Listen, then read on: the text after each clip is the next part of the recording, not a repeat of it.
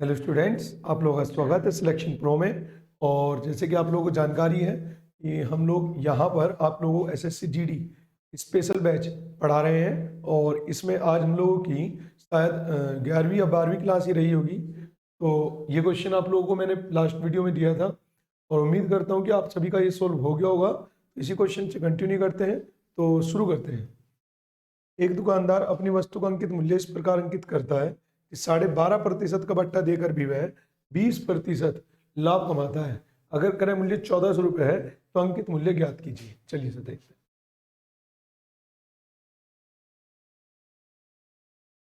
उसने कहा है एक दुकानदार अपनी वस्तु का अंकित मूल्य इस प्रकार अंकित करता है कि ये तो हो गया शायद, ये नहीं हुआ नहीं।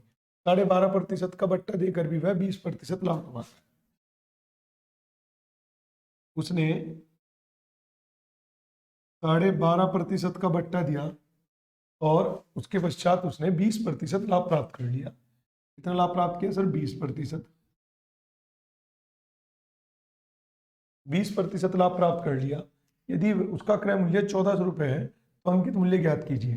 यदि उसका सीपी 1400 रुपये है, आपको सीपी दे दिया गया कितना?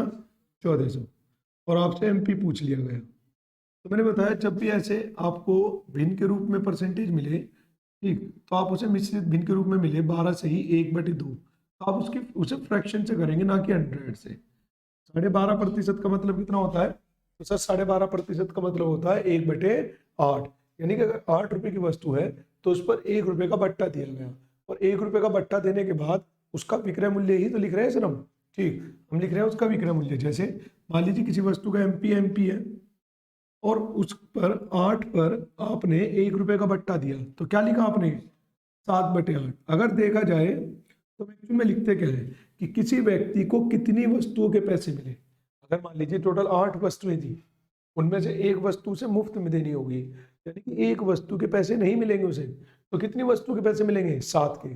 तो यही लिखते हैं कि कितनी वस्तुओं के पैसे मिलेंगे कितने में से, तो ये ऑटोमेटिक क्या बन जाता है? आपका एसपी बन जाता है। ठीक, इतना बट्टा देने के पश्चात जो क्रय मूल्य है 1400 का 20% लाभ, 20% लाभ के बाद एसपी, अगर ये आ जाएगा आपका लाभ है तो प्लस कर देंगे, और हानि है तो यही कहीं क्या कर देंगे? माइनस कर देंगे। ठीक है ना? चलिए कैलकुलेट करते हैं। आई होप कि यहाँ तक सब क्लियर हो रहा होगा। 2 जीरो से 2 जीरो जाएगी, 7 दूनी 14, और एमपी बराबर कितना आ जाएगा आपका? तो ये आ जाएगा आपका 12 दूनी 24, 24 अट्ठे 192, तो ये आ जाएगा 192 जीरो, यानी कि वस्तु का एमपी आ गया 1920। बताइए इसमें कोई दिक्कत किसी को? ठीक, कीजिए जरा, स्क्रीनशॉट लीजिए। नेक्स्ट क्वेश्चन फिर आप लोग स्क्रीन पर, ये रहा। एक वस्तु को 1170 रुपये में बेचकर एक आदमी, यार ये हो गए सब क्वेश्चन, तुम दोबारा से करा रहे हो। क्वेश्चन नंबर 18 तक हो गए, 19वां क्वेश्चन आया नहीं था, याद है? ठीक, ठीक है ना? यहाँ से स्टार्ट करेंगे। ये क्वेश्चन में आप लोगों को करा चुका ऑलरेडी। ठीक,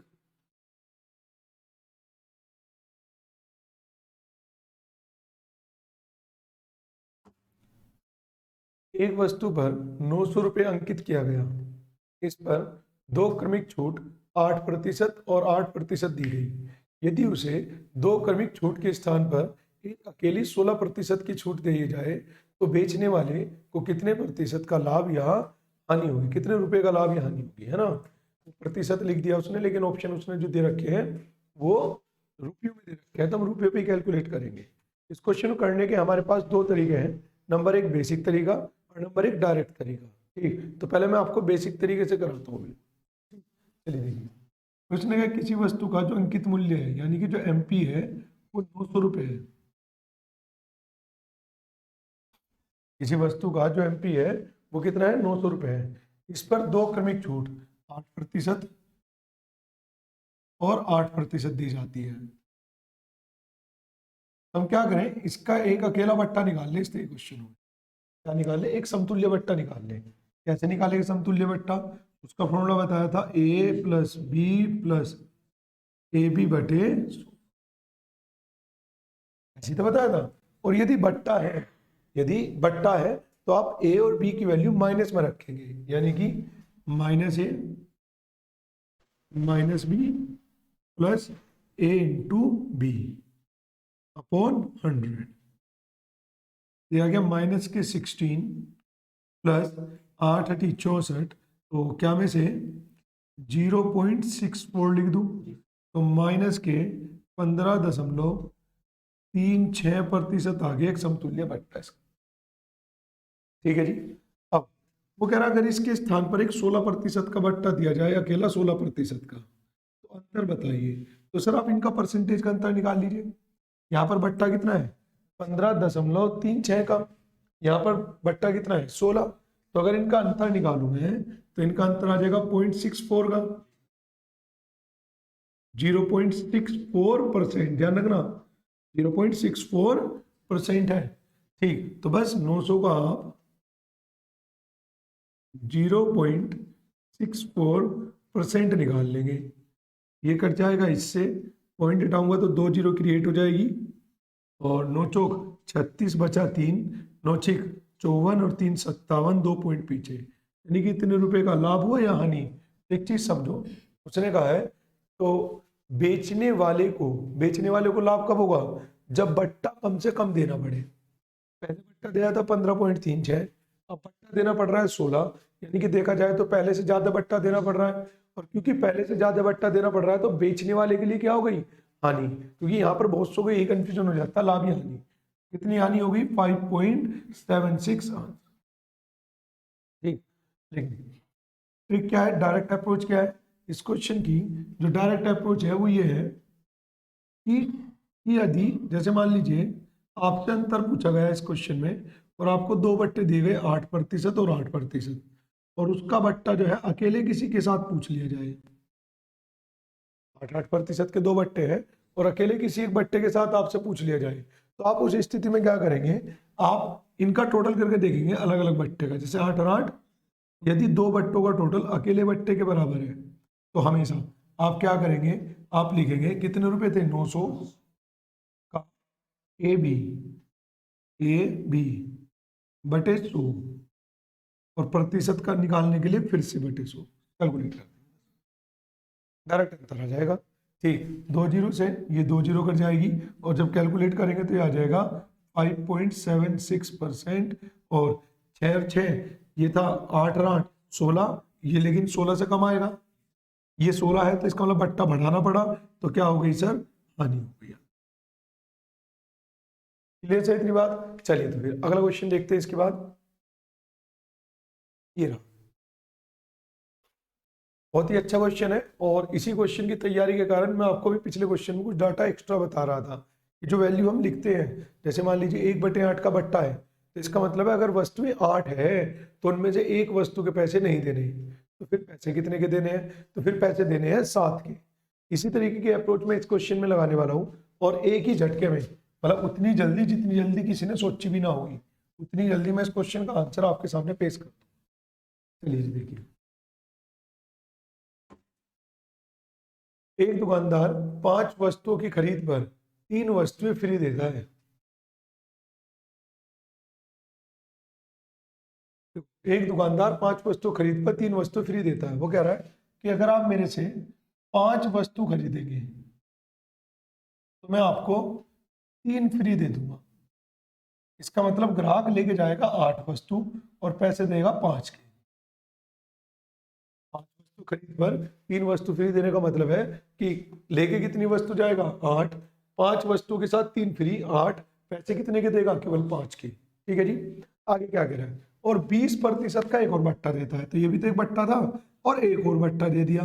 कितने परसेंट का सर, 20% का। उसने एक और बट्टा दे दिया 20% का, और फिर भी 25% लाभ कमाता है। फिर भी 25% लाभ कमाता है। फिर भी क्या करता है सर, 25% का लाभ कमाता है। तो क्रय मूल्य और अंकित मूल्य का अनुपात ज्ञात कीजिए। कुछ नहीं करना, बट्टे के बाद आपको लाभ दे दिया गया, आप डायरेक्ट एसपी बराबर एसपी ही रखेंगे। ठीक है, कैसे रखेंगे देखिए सर, जैसे एमपी है, अगर आपने 8 वस्तु में से केवल 5 के पैसे लिए, तो यही तो लिखते हैं हम यहाँ पर। आपने कितनी वस्तुओं के पैसे लिए, 5 के, कितने में से, 8 में से। उसके बाद फिर 20% का बट्टा दिया, तो 20% बट्टे के कारण मैं क्या लिख दूंगा 80%। ऐसे ही जोड़ते चले जाएंगे एक के बाद एक चीजें। ठीक, बराबर सीपी का, क्योंकि 25% का लाभ है तो सीपी का 125%। ठीक, तो क्या 2 जीरो से 2 जीरो कट जाएंगी? क्या 8 से कट जाएगा 10, 5 से कट जाएगा 25, 5 से कट जाएगा 5 और 5 से कट जाएगा 2 और आपका आंसर आपके सामने एमपी अनुपात सीपी बराबर एमपी के सामने 5 और सीपी के सामने 2, और यही तो पूछा है उसने अनुपात आपसे। ये आ जाएगा 5:2। आपसे पहले पूछ लिया क्रय मूल्य, फिर पूछ लिया अंकित मूल्य, तो अनुपात भी रोटेट हो जाएगा, 2:5 बन जाएगा यहाँ पर। क्लियर है यहाँ तक की बात? चलिए जी स्क्रीनशॉट लीजिए। चलिए आगे देखते हैं। ये रहा अगला क्वेश्चन आप लोगों की स्क्रीन पर। सेम क्वेश्चन है लेकिन अच्छा क्वेश्चन है। ठीक, तो ऐसे क्वेश्चन आपको कभी भी एग्जाम के अंदर नहीं छोड़ के आने हैं, क्योंकि क्वेश्चन किसी दूसरे स्टूडेंट्स के लिए, किसी दूसरे या किसी ज्यादातर स्टूडेंट्स के लिए या तो टाइम कंज्यूमिंग मेथड है, ठीक, या फिर वे छोड़ कर आते हैं। तो ये कहा जाएगा कि जो क्वेश्चन जो विद्यार्थी इन क्वेश्चनों कर रहा है उनके लिए बोनस है। ठीक है ना, बोनस क्वेश्चन होगा मुझे। चलिए, एक दुकानदार 12 वस्तु खरीद पर 4 फ्री देता है। 12 वस्तु खरीदी जाने पर 4 फ्री देता है। इसका मतलब पैसे कितनी वस्तुओं के लेगा? 12 के, और वस्तुएं कितनी दे दी उसने? 16। एक तो बट्टा ही हो गया, बट्टा ही तो है। ठीक, आगे क्या कह रहा है? और 20% का अतिरिक्त बट्टा दे देता है। इसके बाद एक और बट्टा दे दिया, कितने परसेंट का? 20% का। और इन दोनों बट्टों के पश्चात भी वह लाभ प्राप्त कर लेता है, कितना? 20%। इन दोनों बट्टों के बाद भी वो लाभ प्राप्त कर लेता है, कितना? 20%। चलिए जी, तो क्या मैं इसे एमपी का 12/16 का बट्टा है ना, तो का 80% बराबर सीपी का 120% लिख सकता हूं। 2 जीरो से 2 जीरो कट जाएंगी, और ये 40 से कट जाएगा 2, 40 से कट जाएगा 3, 4 से कट जाएगा 3, 4 से कट जाएगा 4, 2 से कट जाएगा 2 और 3 से कट जाएगा 3। उसने पूछा आपसे क्रय मूल्य और अंकित मूल्य का अनुपात, सीपी और एमपी का रेशियो पूछ लिया। सीपी के सामने क्या देखा जाए तो कुछ भी नहीं, 1, और एमपी के सामने 2 मल्टीप्लाई में चल जाएगा तो ये हो गया 2, तो अनुपात आ गया 1:2। यानी कि उसने अपनी वस्तु का जो अंकित मूल्य है वो क्रय मूल्य से 2 गुना करके रख रखा है। ठीक है जी, कीजिए जरा।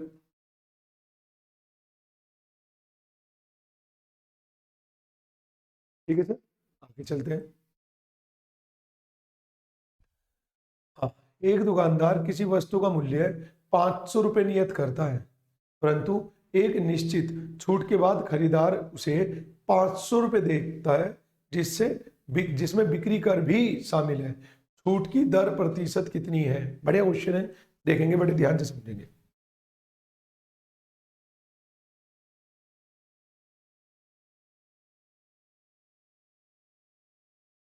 चलिए जी क्वेश्चन देखते हैं। एक दुकानदार किसी वस्तु का मूल्य है, यानी कि उसने किसी वस्तु का जो एमपी है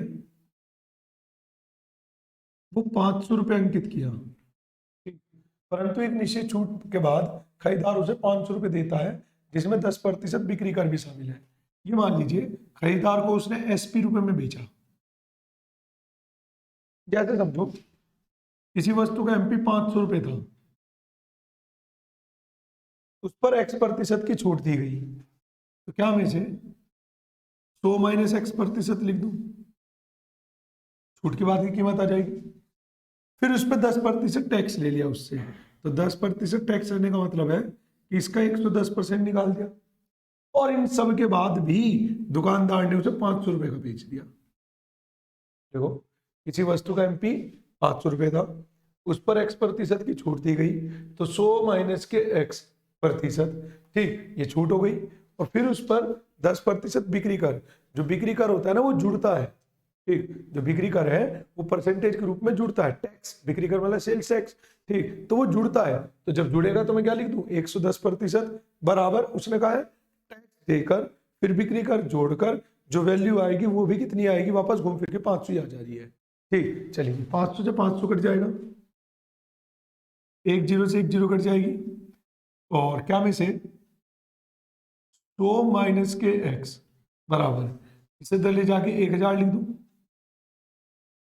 ठीक है, तो ज्यादा खतरनाक नहीं आ गए, बटे 11 भी तो है, मैं तो सोच रहा हूँ मगर यार ये थोड़ा खतरनाक हो गया काम। ठीक, 100 माइनस के एक्स, 11 ही कम, 11 निम्मा, 11 निम्मा 99, बचा एक, नहीं चलेगा पहाड़ा तो जीरो, तो क्या आ जाएगा 10/11। ठीक, तो अगर हम x की वैल्यू कैलकुलेट करें तो आ जाएगा 9 सही 1/11%। तो जो बट्टा दिया जा रहा है वो 9 सही 1/11% का दिया जा रहा है। बताइए इसमें कोई दिक्कत किसी को? कर दो फटाफट स्क्रीनशॉट। नेक्स्ट, एक खुदरा व्यापारी एक थोक विक्रेता से 36 पेन के अंकित मूल्य पर 40 पेन खरीदता है। यदि इन पेनों को अंकित मूल्य पर 1% की छूट के साथ बेचा जाता है तो उसका लाभ प्रतिशत क्या होगा? तो उसका लाभ प्रतिशत क्या होगा, चलिए देखते हैं।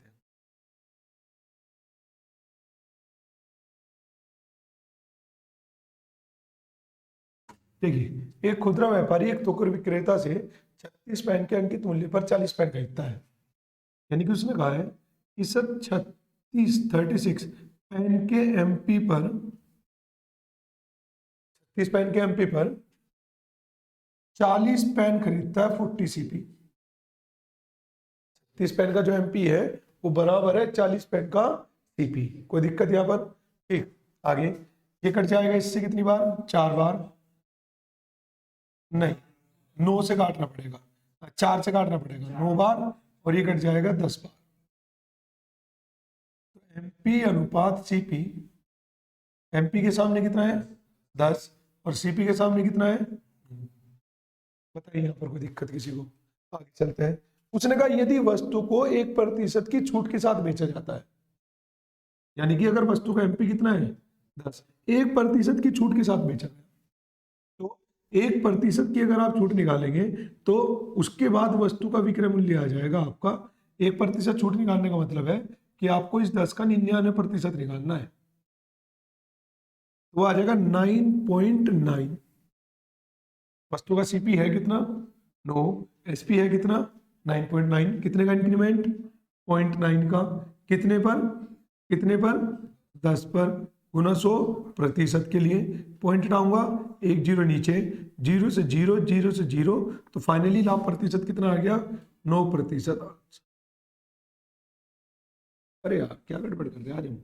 लाभ तो क्रय मूल्य पे कैलकुलेट होगा, तो 0.9 का लाभ हुआ कितने पर 9 पर इंटू 100, पॉइंट से एक जीरो कदम, 9 से 9, और फाइनली आपका आंसर आ गया कितना 10%। ठीक है जी, बताओ इसमें कोई दिक्कत किसी को? कर दिया स्क्रीनशॉट। आगे चलते हैं। चलिए बस अब ये चैप्टर इस क्वेश्चन के साथ हो जाता है समाप्त। तो अभी तक मैं आपके 2 चैप्टर करा चुका हूँ, कौन कौन से? एक तो परसेंटेज और दूसरा ये profit and loss and discount. ठीक, अब नेक्स्ट चैप्टर हम लोग जो स्टार्ट करेंगे वो स्टार्ट करेंगे CISI, और उसमें जो स्टार्ट करेंगे वो सबसे पहले CI यानी कंपाउंड इंटरेस्ट अर्थात चक्रवृद्धि ब्याज स्टार्ट करने वाले। ठीक है, तो नेक्स्ट चैप्टर हम स्टार्ट करेंगे नेक्स्ट क्लास में। आप ज़्यादा से ज़्यादा वीडियो को ज़्यादा से ज़्यादा शेयर कीजिए, और यदि आपको ये क्लासेस अच्छी लग रही है ठीक, तो आप वीडियो को आगे भी लोगों को सजेस्ट कर सकते हैं। मैं आप लोगों के लिए मेहनत करता हूँ लगभग रोजाना 1 घंटा, आपको रोजाना मेहनत करनी है मैक्सिमम 1 मिनट। ठीक है ना? तो चलिए फिर आज क्लास को करते हैं समाप्त, मिलते हैं कल को नेक्स्ट वीडियो में। तब तक के लिए जय हिंद जय भारत।